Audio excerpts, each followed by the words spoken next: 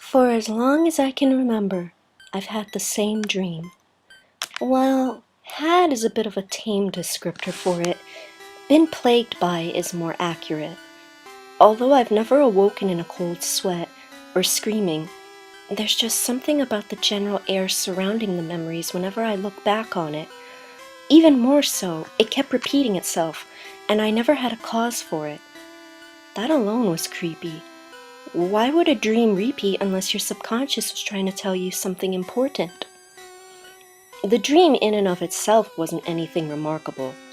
It always started out with a brilliantly blue sky and blurred scenery, trees and buildings and the like. I can make out bodies as well.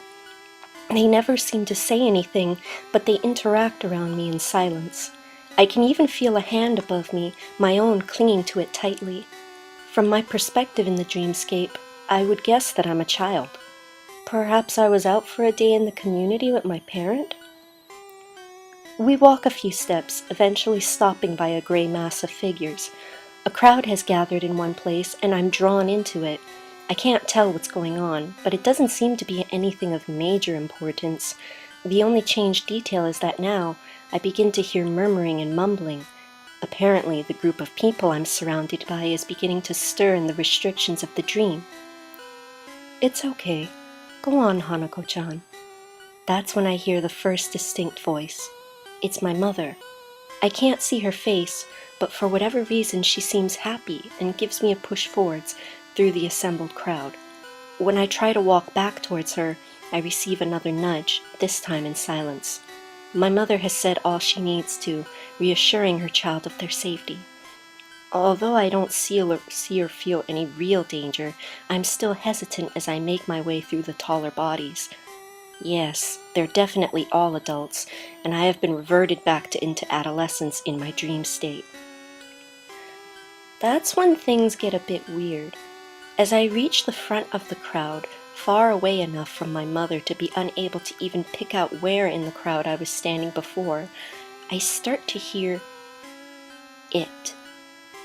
At first, it seems like a rumbling, an earthquake in slow motion, or the growl of a larger Pokemon, or even something digging through the ground. But the further on I walk, I realize it's none of those things. It's breathing, heavy breathing, and rather shaky. The first image that always comes to my mind is someone who's terribly excited over something and is having trouble keeping themselves in check. As the breathing grows louder, a shadow creeps up in front of me, gradually enveloping my smaller figure until the sun and sky are blotted out completely. I look up, but it's too late, far too late. I've been separated from the crowds, missed whatever it was that was towering over me, and am surrounded by darkness. Pure darkness, that breathing, and then ticking. The sound of ticking begins to echo in the shadows, soon drowning out the breathing. As I struggle to feel the ground beneath my feet, I see a faint flash of light in the distance. I follow it, thinking that salvation, in this case my dream mother in the cloudless sky, lay within its grasp. The closer I get, the louder the ticking becomes, and I notice the little speck of light never seems to get any bigger. But it does move, back and forth in a steady swaying motion, like the pendulum of a clock. Just as my hand is about to catch hold of that tiny dancing sphere, that's when I begin to come back to solidity. It's still pitch black, but at least I can feel something beneath me. Soon enough, I am able to determine the ground is hard and rough. It scratches my skin. I seem to be on my back, but that's not the freakiest part. I can't move in any direction. I'm also unable to lift my arms or legs. My limbs seem to be bound, making my body no better than a wooden plank. I try to squirm free of whatever restraints hold me, and at this point I can't tell if I'm still a child or older once again. But the more I fight, the tighter the restraints become. They feel like rope. And they hurt really badly. Why? I find myself asking. I don't always speak in the dream, but I've had it enough times to be able to keep track of what actions I do or don't. This time around, I choose to speak. More often than not, I speak actually, because deep down, I know that in this darkness, I am not alone. Then the garbled speech begins. It sounds low and like someone is playing a movie backwards. It cuts out at certain places too, like a bad tape or a glitchy radio reception. And the binds just get tighter and tighter. It's getting harder to breathe, and that little glowing ball comes back into focus, my only source of light. Please, it hurts. I never get a reply to my queries, my feeble pleas, but I know that there's something watching me struggle, watching me cough and gasp and fight to figure out where I am, watching me focus on that little speck in the distance like a lifeline. Maybe the person or being watching me is the one who restrained me like this. Maybe they're not. Maybe they're a hapless dream sprite, unable to save me from the fate of my subconscious. I start losing control of my senses. The only thing I register is the feeling of a hand. No, hands, cupping my face. They're so cold. Then the ground gives way, and I wake up. Hi, Mom. Yeah, I'm doing fine. Yes, I'm keeping up with my bills. And my studies. Yes, I've been pretty busy. That's why I haven't been calling as often. It was midday in the realm of Kanto. The noon sun shone high overhead, illuminating the various scattered towns and cities with its warm rays. Along vermilion shores, the sea shone like a living aqua tapestry, the waves lapping at the piers lazily. It was a wonderful day for surfing. In the city of Saffron, although it wasn't exactly filled with the delights of nature, the sunlight still managed to make a pretty picture, gleaming in reflections off the buildings. No wonder the place was known as the shining golden city of commerce, monetary gain notwithstanding. This was where one young woman lived. No, there haven't been any attacks or such out here, yet. A pause. It was a joke, Mom, relax. Team Rocket's been gone for so long already. I doubt they'd attack now for any reason. Another pause. Yes, I'm eating well. I buy groceries every few weeks from the local store. It's just a few blocks away from my place. Didn't I tell you this already? In one local apartment on the 4th floor was a small complex that belonged to a young woman with 3 Pokemon. Said creatures were milling about the rooms aimlessly, as their owner continued to converse on the floor with who appeared to be her mother over the phone. Yes, I'm still raising my Pokemon. And that reminds me, how's Senna? Another break in words.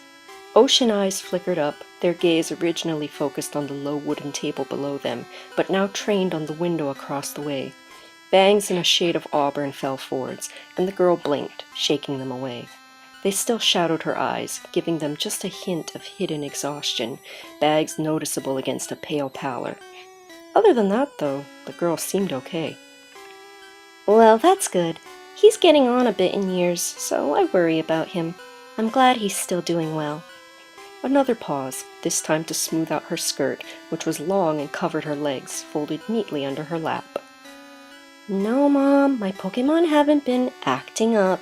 I've had them for like almost 5 years now, and you keep asking me this. Pokemon don't just attack for no reason. Stop being so paranoid. More silence. Yeah, I know. I wasn't the easiest kid to raise. But that's why Pokemon are so useful. They can help look out for me since I'm on my own now.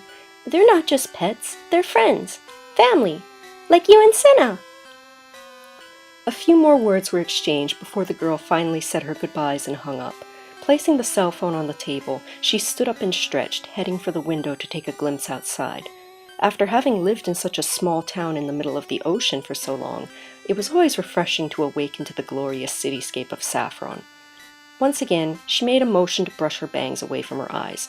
It didn't work, as always. She really needed a haircut, at least in front. The rest of her hair was short, but... 22-year-old Nohara Hanako walked into the kitchen, a bit hungry after that conversation. Her mother was such a worrywart. She'd been living in this city for near to 5 years, and she still fretted about every little thing she did or said. Sure, Saffron was big, and it was far away from her birthplace, but she wasn't a little girl anymore. She could take care of herself. Oh! She felt something furry brush against her leg. Looking down, Hanako came face to face with a Lillipup, its eyes wide, staring up at her imploringly. She smiled. Seemed she wasn't the only one with a grumbling stomach. Sorry, Fidget. Guess I forgot. Why don't you go call the others and I'll get your bowls filled up, okay? The puppy Pokemon yipped before bounding off through the small living room and down the short hallway. Hanako headed to the refrigerator. Although she didn't usually eat in the mornings or afternoons, her Pokemon did, and this time she felt like joining them. She certainly wasn't about to deny them their nourishment. Humming to herself, Hanako set out to prepare their first meals of the day. Okay, so that's Fidget's bowl filled. A few open cabinets and packages later, she placed down a second bowl on the counter. And there's Lola's. Now I just gotta get Blue's food. Oh, her dish is rather dirty. I should clean it. As Hanako stood in front of the sink, humming and cleaning out the caked-on contents of her Nidoran female's food bowl, sunlight streaming in from the second window above the rushing faucet, her eyelids drooped slightly and she shook her head. Maybe she hadn't been entirely truthful with her mother earlier.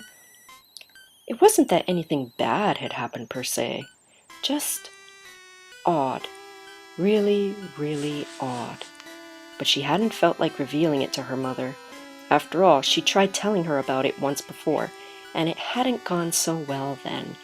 All her mother had done was brush it off as just the overactive imagination of a child with not enough outlets in her life for her emotions.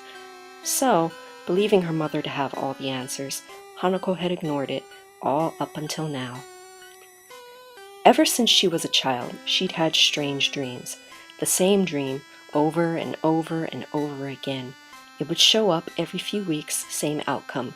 She'd been having it as long as she could remember, and as she'd grown older with no answers to show for it, she simply figured that it was just some sort of personal quirk, something that was off about her. Everyone always had at least one thing about them that would be considered weird by another, didn't they? Hers was repeated dreams. Now, though, things weren't merely weird. They were getting bizarre. Within the last 3 months, her dreams had increased at an alarming frequency. Every 2 to 3 days, she would see the same images again and again. Sometimes she would even wake up from the dream in the middle of the night, only to fall back asleep and witness the same images once more. She had no possible clues as to what the dream could represent. As far as she could recall, she'd been having it before she'd been shuffled from her home and reunited with her mother alone, before the bullying had started. So it couldn't be some sort of PTSD type thing.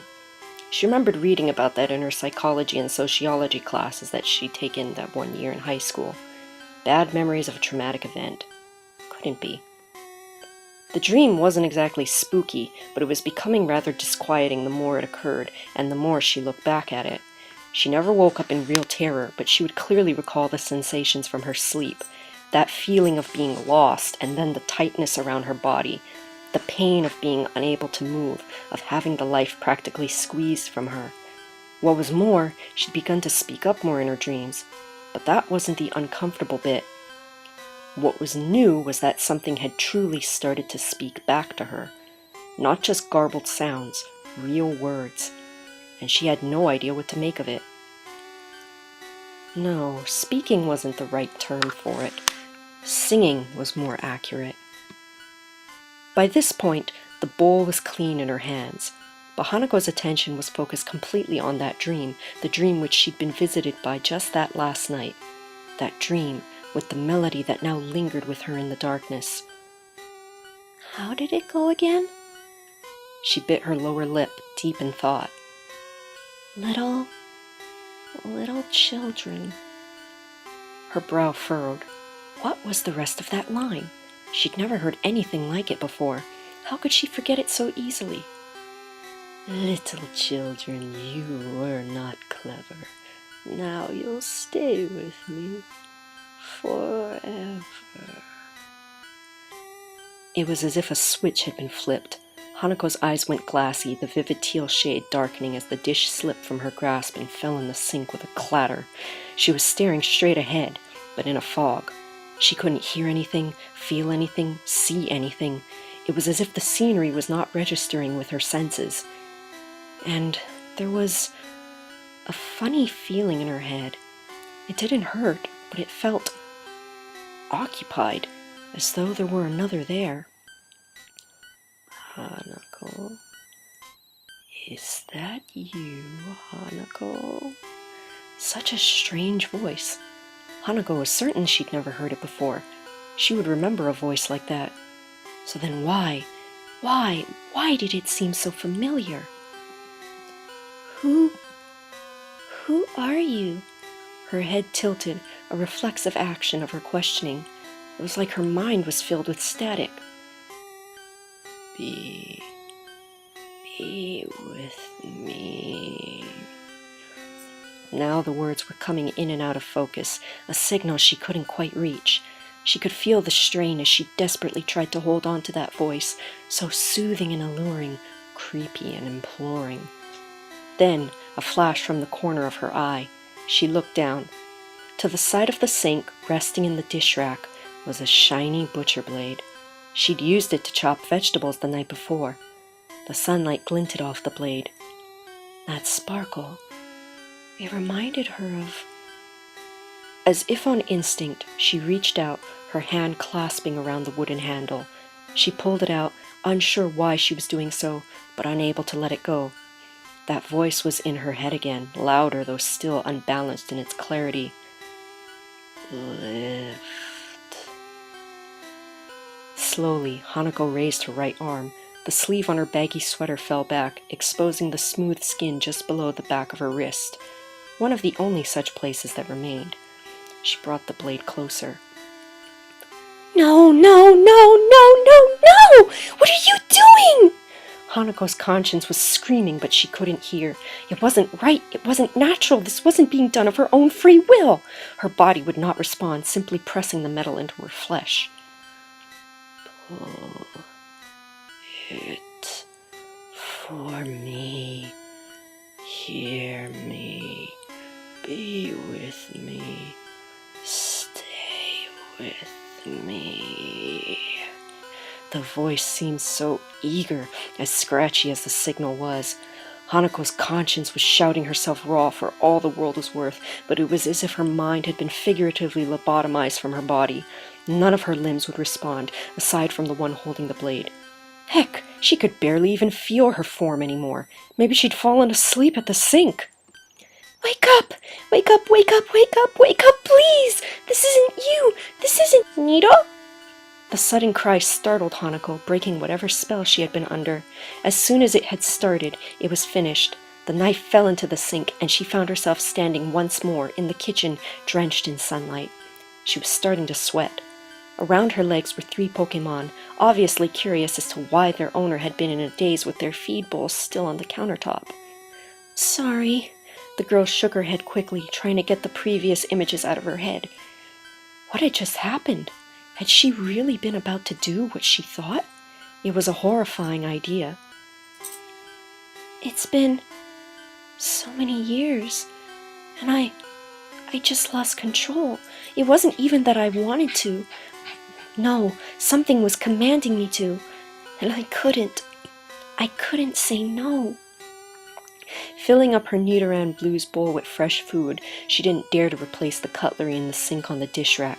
She placed all 3 bowls on the floor, and then went to go sit at the table in the living room again. Her cell phone was still where she'd left it, and for a fleeting moment, Hanako was tempted to pick it up and call her mother. Tell her exactly what had just happened, get her view on things. Knowing how much she fussed, though, she'd probably demand that she move back in with her as soon as possible. The thought did not really appeal to Hanako, and that was what kept her from dialing the number. She was an adult now. She didn't need others watching over her all the time. Whatever was going on, she'd find a solution. She would. Hanako shut her aqua eyes. She hadn't been getting peaceful sleep thanks to that dream. Her mind had been working in overtime. Maybe Maybe that other her had reared its ugly head in her time of weakness? Or perhaps it had simply been another dream. A waking dream? A daydream? No, she knew she'd picked up the knife, at least. But after that, could it be? Was it possible? I don't know. Slumping down with her head against the wood, which wasn't as cool as it usually was thanks to the noonday sun, Hanako looked at her front door from a crooked side view. When was the last time someone else had walked through that entryway? She smiled to herself then. Maybe I don't need a guardian, but I could always use some company. A human company, she added on, remembering her Pokemon pals. Sitting up, she turned her attention back to her phone. There was at least one contact in there. She could call or text her, see if she felt like hanging out for a day. Yeah, that sounded like a good idea. So, picking up the plastic device in her hand, Hanako set to work. Oh, wow! That was a lot of fun! I can't believe we bought so much! Yeah, or ate so much either. Celadon sure has some good restaurants, though. I forgot about that. I've never seen you wolf down so much chow, skinny girl. Maybe my Pokemon are rubbing off on me. It was a new day in Saffron, nearing sunset, and the shadows were beginning to stretch across the city. At her apartment, Hanako stood in the doorway along with her friend, Kobayakawa Misae. Both girls held multiple shopping bags in their arms. Placing them down against the wall near the door, they headed for the table in the middle of the room. Misae plopped down in front of it and let out a loud sigh. Whew! I'm so tired and thirsty. Hanako-chan, do you have anything to drink? Misae was the same age as Hanako and went to the same college. Her long, dark brown hair fell behind her, nearly touching the floor as she leaned back and gave her friend a sheepish smile. Unlike Hanako, Misae was outgoing and strong-willed. She also had a good heart, while being a bit goofy in nature. They had quite a few classes together, and were eventually drawn to each other by their love of art and Pokemon. Well, Misae was an artist, at least. She made beautiful Pokemon portraits. Hanako, on the other hand, liked cartoons, but she considered herself simply a doodler. The auburn-haired girl smiled at her. Of course, I'll bring us some juice. Just let me get my mom set up. Letting her three friends out of their Pokeballs, she headed for the kitchen. Why don't you let out Ripley and Otep too? You know the trio would love to play with them. All right, I'll do that. Misae had two Pokemon of her own, a Bulbasaur named Ripley, after that one character from those Pokemon alien-based movies the girl loved so, and had gotten Hanako hooked on following a viewing, and her Pikachu, which she'd named after a favorite musical artist. Hanako had always found her friends' naming tendencies far more creative than her own. Baba! Baba! Joy! The green bulb dino-esque Pokemon happily bumped into Blue, her Nidoran. She was the only one who could get away with this contact, seeing as they were both poison types. Otep still gave off a verbal greeting, though, before turning her attention to the other Mons in Hanako's party. It had been a while since they had all played together. Here you go. Placing down 2 glasses of juice, Hanako took her spot beside her friend on the floor, while the Pokemon chased each other and wrestled upon the wood. Misae took a long sip, then looked to the far left corner, past the window. When was the last time you turned on your TV, girl? Don't you want to be in touch with the rest of the world? Hanako could only blush and shrug her shoulders. Teasingly nudging her friend in the ribs, the brunette stood up to fetch the remote. She was the closest friend Hanako had, and thus knew where the controller was, having been over enough times to remember. Sitting back down beside her pal, she turned on the box. No. Nope, not watching that. Yuck. After a few more channel flips, Misae settled on one of the local news stations, in particular because of the picture that flashed on the screen. It was of a little girl with light brown hair tied into 2 pigtails and gray eyes. She was smiling, clad in a jumper dress with a white t-shirt that had puffy sleeves, arms wrapped around a Jigglypuff.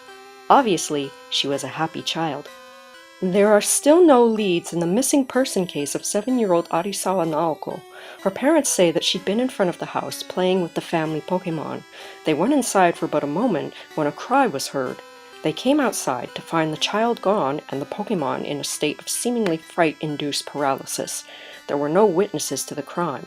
The parents say that it wasn't the child's voice they heard, but the Pokemon's, which makes police suspect that the girl was taken by someone she knew. Misae scowled at the story, shaking her head. Geez, that took place just a couple of blocks away from where I live. I remember that family. The little girl wanted to say hi to Otep once when I was on my way to school. I feel so awful for them. Hanako could only nod in response. You've got to be really sick in the head to kidnap a child. Kidnap a child? Hanako pondered this thought to herself. Recently in Saffron, it seemed that every other story was about a child who'd gone missing. She remembered that before, the reports had been scattered from one town to the next, but now they seemed entirely concentrated in their city. That was a disturbing thought. Hey, Misae, have you noticed that more and more children have been disappearing around here? Huh? Her friend blinked, apparently never having thought about this before. Perhaps Hanako was off in her speculations? Then, Misae's blue eyes widened. No, you're right! Before this case, there was that one boy, and then the little girl before that, another boy, and the twins, and then that other girl? She shivered. I don't want to think about it. A serial child abductor? Hiding out in the city? Creepy. I don't envy parents at all. Makes me wonder how I managed to make it this far. She laughed, but it was laced with uneasiness. Yeah? The Pokemon seemed to have noticed the tension among the two women. Ripley had come over, rubbing her head against Misae's arm. Smiling, she scratched the creature behind her short ears. Otep was looking up at her, tail twitching as Misae extended her other hand to pet her. Hanako's own Pokemon had gathered around her, Fidget tugging at her shirt with his teeth. Wolf! Do you think it could be a Pokemon? The question had left her lips before Hanako had even had a chance to register the idea in her mind. She had no knowledge as to where it had come from, and it wasn't like her to blurt things out randomly. Misae looked at her in shock. No way! Wild Pokemon can be dangerous, but whoever heard of one just waltzing into a city and yanking up a kid? I don't think I'd ever want to meet the Pokemon that had enough going on in its head to come to such a conclusion, frankly. Pokemon aren't evil. She looked away then. Yeah, you're right. It was a stupid thought, forgive me. Misae's answer, while it made sense, didn't serve to reassure her, though. Still not knowing why she had asked what she did, and now forced to deal with the thought of a Pokemon sentient enough to know the difference between good and evil without any influence, and deliberately choosing to cause mayhem. That was scary. Pokemon were way stronger than humans, for one thing. A Pokemon choosing to go against a human could easily overpower it in quite a few cases. And then what? Hanako didn't want to finish that thought. Instead, she picked up her skitty, Lola, and cuddled her tightly, trying to quell the fresh outbursts of shakes that had begun to rack her thin frame. Blue sky. So much blue sky. It went on forever, an endless canvas of blue. It was like a second ocean, painted and perfectly poised overhead, unmoving. Not a single cloud marred its surface. Footsteps. Tiny, light footsteps skipping along the ground, a hand swinging above. A smile, wide and bright, just like the day. Aqua eyes shining out from a mop of light red-brown hair. Come, little children, I'll take thee away into a land of enchantment. Come, little children, the time's come to play in my garden of shadow. That song. She remembered that song, just barely. It was played as a lullaby of all things, that she had heard as a child. She didn't know most of the lyrics, though, only that first bit. What a song to be singing to oneself on such a beautiful day as this. What a strange child she was for holding on to the melody. People were passing her by, but she had no eye for the strangers or the occasional Pokemon she caught a glimpse of. All she cared for was the one guiding her above, Her mother, the one whose hand she held so tightly. Nothing in the world could have broken the grip she had upon it. Well, aside from her mother herself. They'd stopped at a small gathering of people. She was too tiny to really tell what was going on, but it seemed as though someone were putting on a performance. Wait, how did she know it was a performance? She looked up at her mother, questioning why they were watching this. Weren't they on their way home? They had finished their errands for the day, and it was time for lunch. Any volunteers? Come on now, don't be shy. He wouldn't hurt a fly. This was new. No one else, save for her mother and that strange being, had ever talked in her dream. The line made her skin crawl, though, and she couldn't explain why. Here! Over here! That was new, too, or at least the words were. But it was her very own mother calling the attention of whoever that other voice was coming from. And that was when she felt that familiar push. She was being pushed forwards. No, it can't be. Was her own mother volunteering her for something she didn't even understand? Even as a child, Hanako had known instinctively that she hated being in the spotlight, and this dream was only helping to solidify that fact. She tried to protest, tried to run back, but the crowd was beginning to distort. The only way she could go was forwards, towards that act, show, entertainment, whatever. She didn't like this dream on the best of nights, and now seeing as it was becoming uncomfortably specific, she was really not looking forward to the eventual ending. But she also knew she couldn't wake up until it was over. She tried before multiple times. It didn't work. So, with slow, trembling footsteps, she made her way up, closer and closer until... The breathing. It overtook her, practically crashing over her with the resulting shadow, dragging her down, down, down, down to that hard ground. But this time, it was different. There was no light, and Hanako felt it. She had landed on her hands and knees. For the very first time, she wasn't bound. Excitement shot through her as she quickly tried to figure out which direction to go, and gasped. Standing before her was a new figure, one who had never shown up in her dreams before, ever, and had no reason to. She'd never even met this figure in real life, but she knew her well enough. After all, it was all over the news. The girl before her was none other than Arisawa Naoko. She looked just like the pictures, aside from the outfit and missing Pokemon, and her face. The expression etched into her features was one of the deepest sadness, a sadness that shouldn't have been known to such a young soul. The sight tugged at Hanako's heart, and she took a step towards her. You know his call too, don't you? The words startled her. She'd never heard this child talk before, and yet here was her voice talking to her as if they'd known each other forever. What did she mean, his call? Who was he? As if reading her mind, Naoko continued on. He wants you, you know. He's always wanted you. The rest of us are not good enough for him. Never good enough. She took a step back. And it's been so long. So very, very long.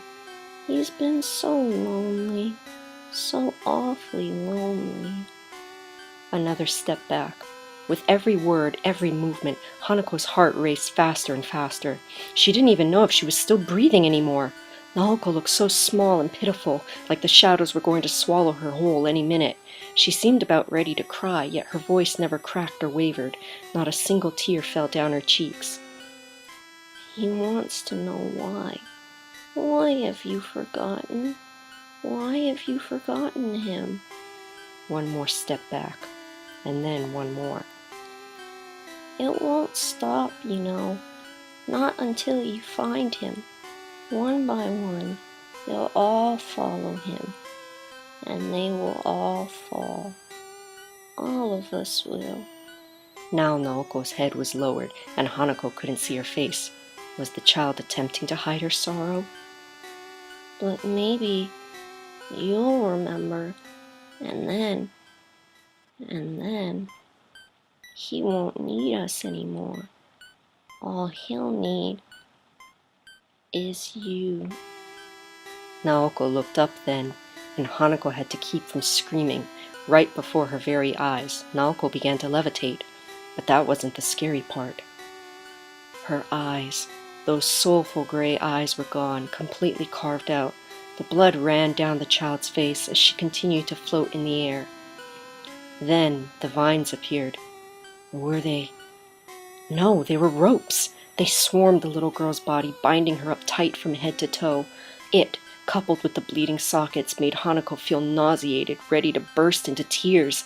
In a sick and extreme way, it was as if this poor little child was receiving the fate she usually took in this dream. The ropes continued to tighten, even though the girl did not fight. Will you follow him? Hanako could hear the sound of crunching bones. What was this rope made of, anyway? How could they possibly stretch so tightly? The color was draining from the child's face, being replaced with a blue tint as the binds pulled taut around her neck. It wasn't until she heard a fatal snap and saw the child's body fall to the ground with a heavy thud. That was when the light flashed and Hanako woke up sweating. Her dream had just taken a turn for the worse. What? So, wait. Back up. Am I hearing this right? It was a new day, 2 days later, to be exact. Hanako hadn't been sleeping during this time, out of nerves, and it was on the 3rd day that she cracked and called someone, Misae. She didn't want to send her mother into a panic and be ordered home like a little girl. She wanted answers and clarity. So in the end, she wound up calling her closest and dearest human friend. The girl had been half asleep when she'd rung her, seeing as they had no classes that day, and she could sleep in. But she perked up immediately when she heard that it was an emergency. Hanako was never one to call in sick or ask for help, so this was obviously something serious. Not 30 minutes later, the brunette had stood on her doorstep, bike parked below. Her hair was messily sticking out from under her white hat brim, and her feet were jammed hurriedly into a beat-up pair of sneakers. Hanako had brewed them both a cup of coffee, and then proceeded to tell her tale. So, let me get this straight. You've been having the same dream for ever, and recently it's been happening more and interfering with your actions. And then, after you saw that news report on Arisawa-san, you had that new dream. Am I getting this correct? Misae proceeded to take a slow sip of lukewarm coffee. Hanako nodded. She told Misae everything about herself a while after they met, when she'd felt that she could truly trust her. She told her about her sins and her lows and her pathetic excuse for a childhood, a life. But she'd never shared the dream. This was the first time she was divulging the information to anyone since the failed attempt with her mother. Misae had never judged her or what she came from. All she cared about was the girl who stood before her, a girl who shared the same interests and had a good heart and a gentle nature and was always sharing her food with her, even though she really needed to eat more. Hanako was her friend. She would at least listen to her entire story before making any decisions. Hanako. The girl could not place the look on her blue-eyed companion's face. It was one she'd never seen before. Of anger and fear? She looked up at Hanako and grabbed a hold of her shoulders tightly. Okay, you may think I'm crazy for even suggesting this, so bear with me. She took a deep breath. But what if what you saw in your new dream was like a premonition? Hanako blinked, swallowing quietly. A premonition? Yeah, I don't know, you got a glimpse of the kidnapper's lair and Arisawa-san. Maybe the news report triggered something in you. Maybe you're psychic. Misae's face lit up. This could be big! But Hanako was still confused. Misae looked at her questioningly, brushing a stray hair from her eyes. What is it? I know it's not the best theory, but... No, it's just that she was talking to me, Misae, like she knew me, and like she knew my dreams. More than I did, even. She knew who's hiding in my dreams. But I've never even talked to her. I never even saw her until that news report. She clutched at her head, letting out an anguished wail. Misae was alarmed. Whatever was going on, it wasn't a game. Hanako was really suffering. That dream! That horrible, horrible dream! By this point, Misae had both arms wrapped around her friend and was holding her close. What else could she do in a moment like this? Baba! Baba! Again, the brunette had brought her Pokemon, and the cluster of Mons were now surrounding the girls, chattering worriedly.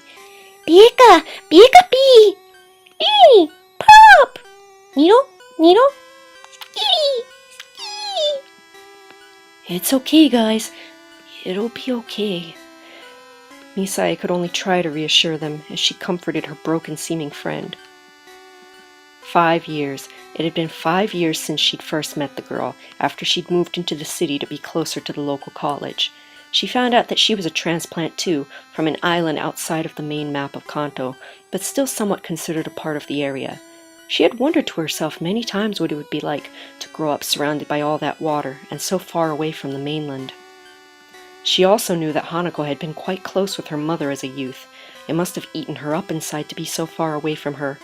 Even though she complained about how protective the woman was, not wanting her to move out here to Saffron, in the big city. But despite all she'd been through growing up, Hanako was an adult and could make her own decisions, and she'd chosen to make a new life for herself. For all the things the girl had been through, she was tough. Misae had been through the usual scrapes, going out adventuring with the family Mon when she was supposed to be napping or studying.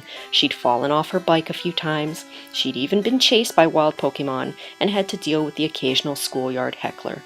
Through it all, though, she'd had the safety and security of a loving family. During the first part of her life, Hanako hadn't had much of that. Darn it! What on earth could be causing this?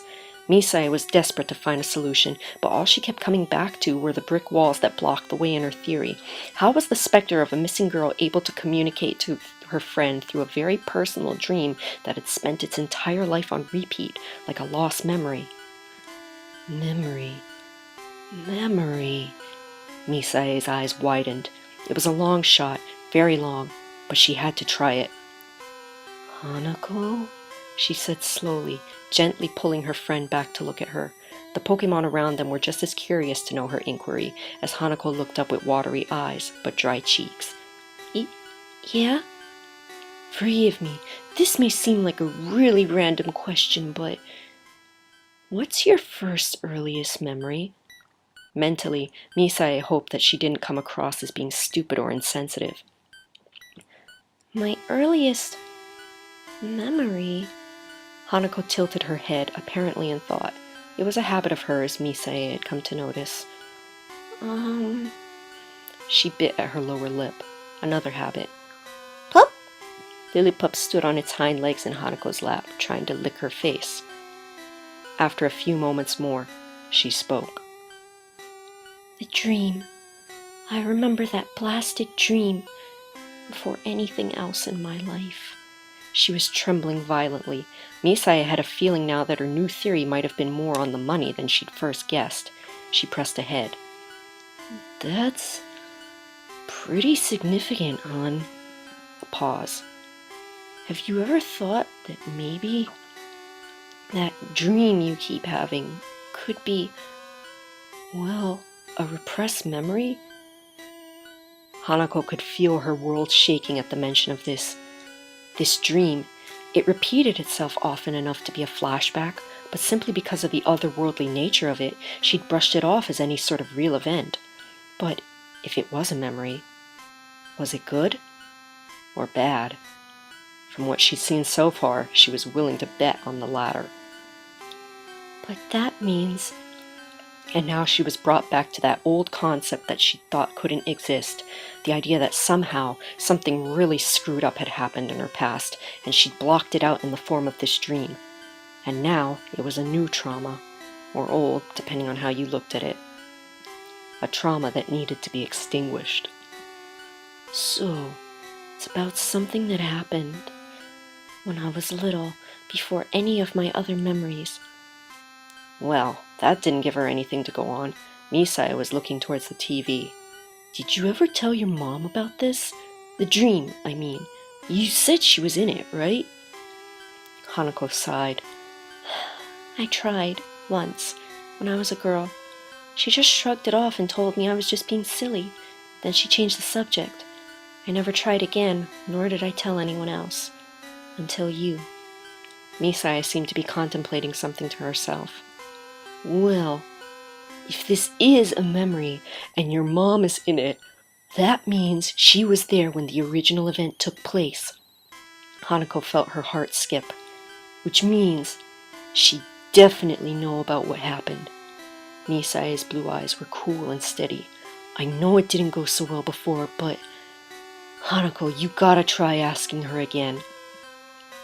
The girl felt it in that moment, that sensation she hadn't had in so long. Anxiety.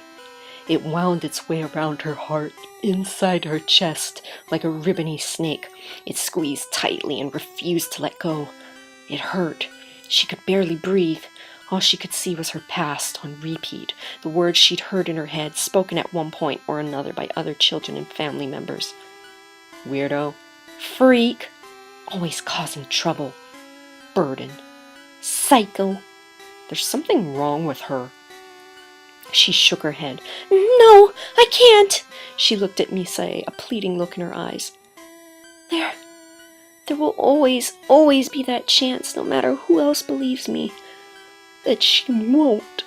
And I can't handle that. I can't handle bringing back those days, that fear. She rested her head against Misae's chest. Until I know, for sure, that it's not just some trick or me being crazy. I can't ask her. I can't tell her. I can't. She shut her aqua eyes tightly and forced back the tears. Isn't there any other way we could figure this out? Misae huffed. Her friend was denying the simplest answer to their current dilemma because of a deep-seated emotional issue and not being good enough, in her eyes. Yes, it was frustrating, but she wasn't about to order Hanako to toughen up just to solve one mystery, no matter how scary it may be. She'd just have to find another way around. All right. Okay, I got it. What was the name of the island you were on again? Hanako wiped the corner of her eye with her sweater sleeve. 3 Island. Misae nodded. How about this then? I'll go look up info about the island and its history within the last 20 years online. There should be records if I look hard enough. And you try and think back on all the time you were living there. See if you can remember something, anything that may relate to the dream. Does that work? Yeah. Now Hanako felt optimistic. This plan could work. It would. And then they'd get their answers once and for all. And Hanako may not even have to bother her mother with any of this. Wouldn't it be great if things worked out so easily? Okay then, I'm off. Misae stood up, recalling her Pokemon into their Pokeballs and heading for the door. When she was set on doing something, nothing would deter her from it. And right now, she wanted to help her friend.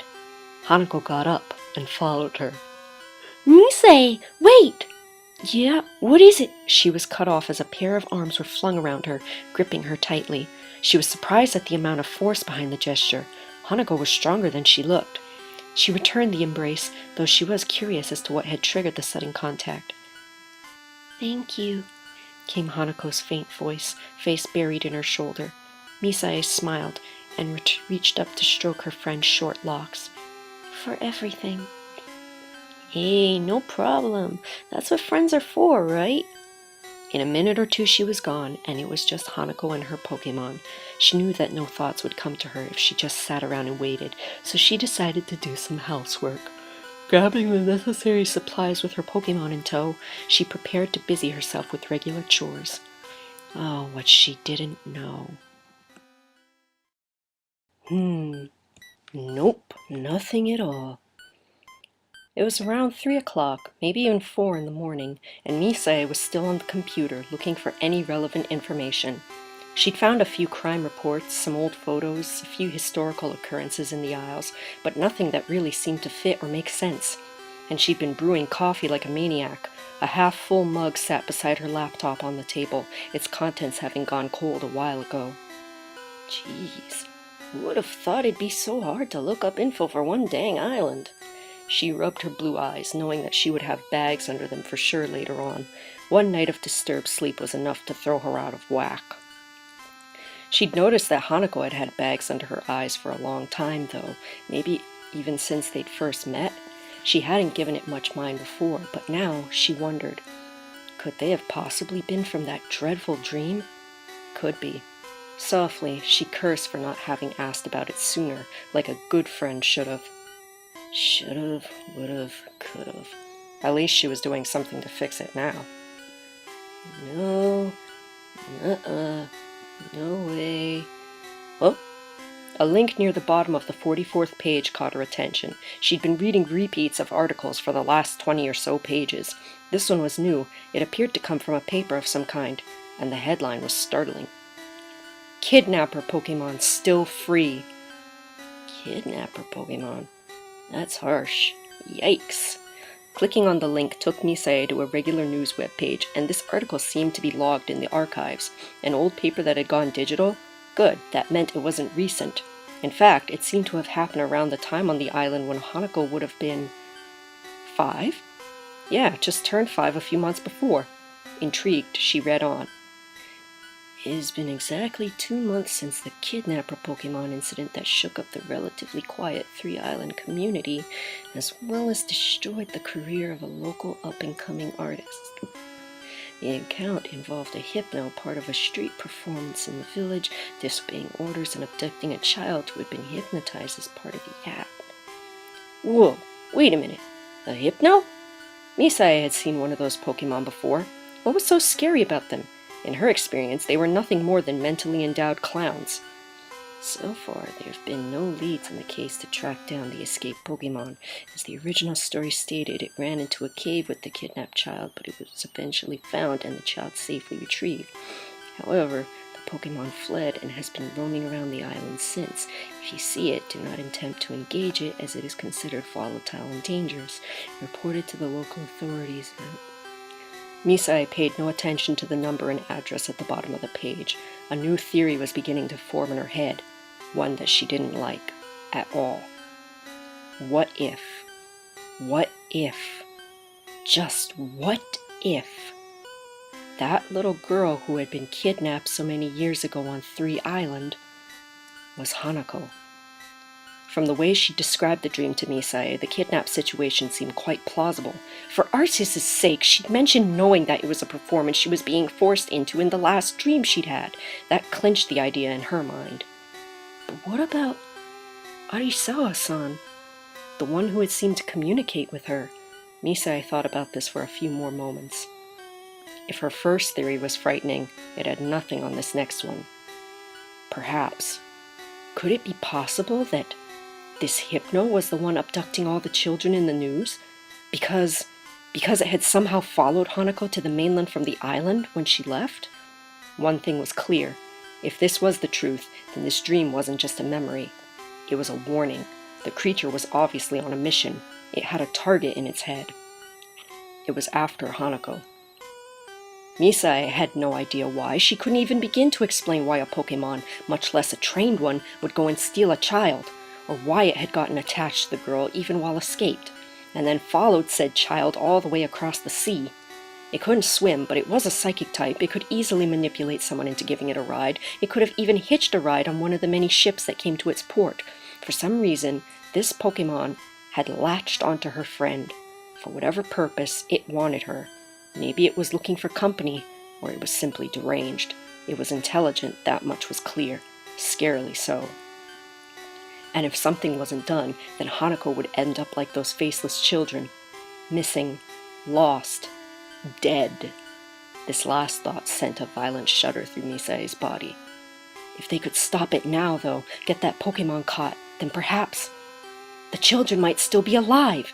Maybe, just maybe, that part of the dream had been exaggerated, and Naoko wasn't really deceased. She was captive in a cave somewhere, or wherever that thing had holed itself up. And Hanako wouldn't have to suffer the same fate. Misae wouldn't lose her. I have to get this to her, now! She looked at the clock. It was halfway to 5 a.m. Hanako would most likely still be sleeping, but it was okay. Misae woke up for her emergency, and she knew that Hanako would wake up for hers. Or not. The phone rang straight through, eventually going to voicemail. Misae held back her curses and instead left a clear message for her to find via inbox and text.